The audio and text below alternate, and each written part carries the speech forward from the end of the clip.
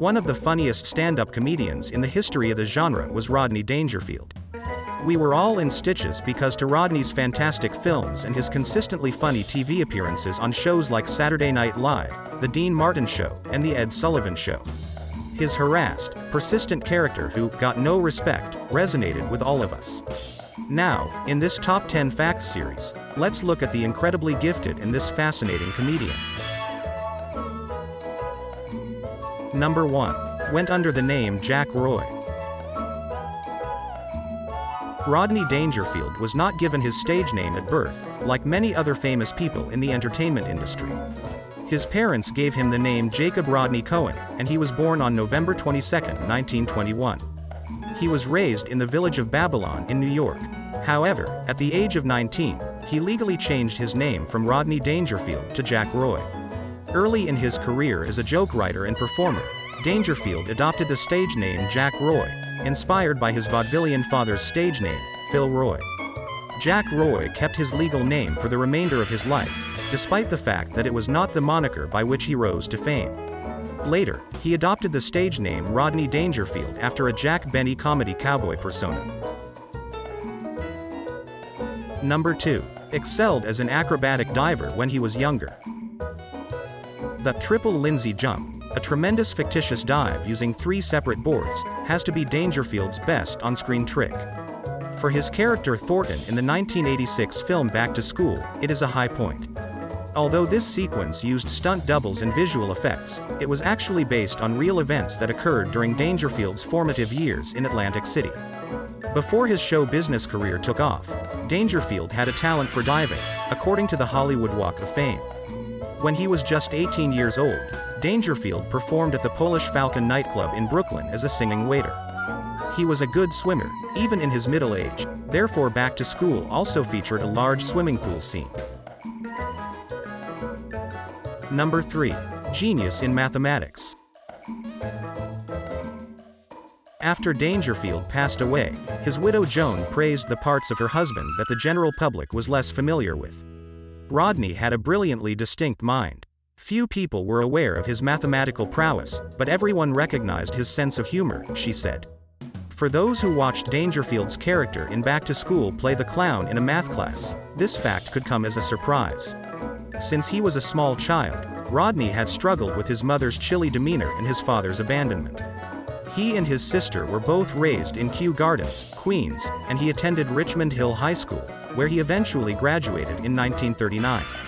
While he was a student, he delivered groceries, sold ice cream, and bought newspapers to support his family. Number 4. Borrowed the gangsters' mantra, "I don't get no respect," for his own.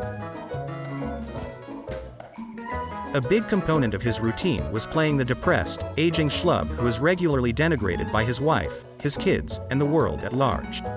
One of Dangerfield's most frequently used lines was, "I don't get no respect." In addition to naming his 1980 comedy album No Respect, Dangerfield would ultimately publish a book with the same name, I Don't Get No Respect. The cartoon was inspired to utilize this statement after overhearing a small-time mafia associate say it in jest while lamenting how young people viewed him. Dangerfield has additionally cited how his terrible upbringing and his jokes about it caused the line to stick with him. "I had this joke. I played hide and seek. They wouldn't even look for me. To make it work better, you look for something to put in front of it. I was so poor, I was so dumb, so this, so that. I thought, now what fits that joke? Well, no one liked me, was all right. But then I thought, a more profound thing would be, I get no respect." Number 5. The Versatile. One of the few performers who has played both God and the devil in a single movie is Rodney. In the 2005 film Angels with Angels, he portrayed God.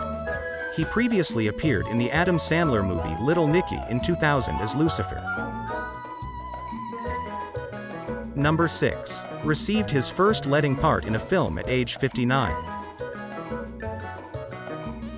Dangerfield's professional path disproves the stereotype that show business is just for young men. In addition to making a name for himself in his mid-40s, Dangerfield was almost 60 years old when he landed his first main role in the 1980 comedy Caddyshack, in which he featured alongside two of the era's biggest rising comic stars, Chevy Chase and Bill Murray. Al Chevik, an obnoxiously wealthy real estate tycoon who vents his frustrations on the golf course, was portrayed by Dangerfield. Although Caddyshack wasn't a tremendous smash when it first came out, it quickly gained cult status and made Dangerfield a star of the big screen. He would go on to play the lead roles in films like Back to School, Easy Money, and others. Number 7. Aided in Jim Carrey's professional debut. A certain Jim Carrey, who began his career as a stand-up comedian and impressionist before finding success in the 1990s films Liar Liar, The Truman Show, Dumb and Dumber, and Ace Ventura, Pet Detective, received crucial assistance from Dangerfield during the height of his own fame.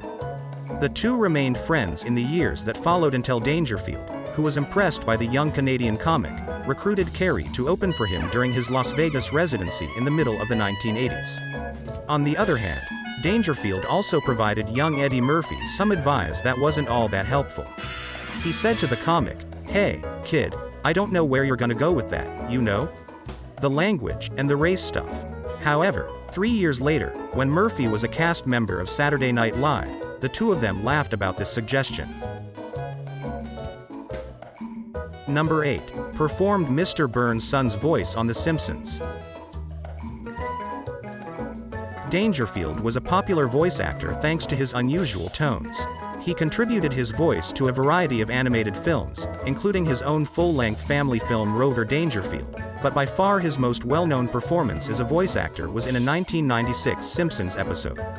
In the episode, Burns, Baby Burns, Dangerfield played Larry Burns. This persona is the long-lost illegitimate child of the wealthy despot Mr. Burns of Springfield and his former flame Lily Bancroft. Larry, who was raised in an orphanage, meets Mr. Burns through a locket, but he quickly develops a friendship with Homer rather than Burns. Both Larry and Homer enjoy a drink or two. Naturally, Dangerfield's role was a pretty blatant parody of his typical comic persona. Number 9. The first comedian to have a website. Rodney had a clear sense of the future. He established the first ever personal website for a comedian in 1995. "I knew right away it would transform communication," he remarked this in 2004 when Time magazine asked him to describe his acquisition. "It's a tremendous thing to be able to communicate with your fans. I can ask questions and get answers right away," he added. Some admirers, according to Culture Sonar, have said they purchased laptops only to browse Rodney.com, Rodney Dangerfield's Webby-nominated website. Dangerfield did experience some setbacks with the brand new online realm, though. He filed a $2.8 million lawsuit against Epic Networks Inc., the company that created Rodney.com, in 1997, alleging that they had used his likeness for their own advertising. Number 10. Always funny. Rodney was funny both in life and after he passed away. On October 5, 2004, Rodney passed away in Los Angeles. His obituary states, "There goes the neighborhood.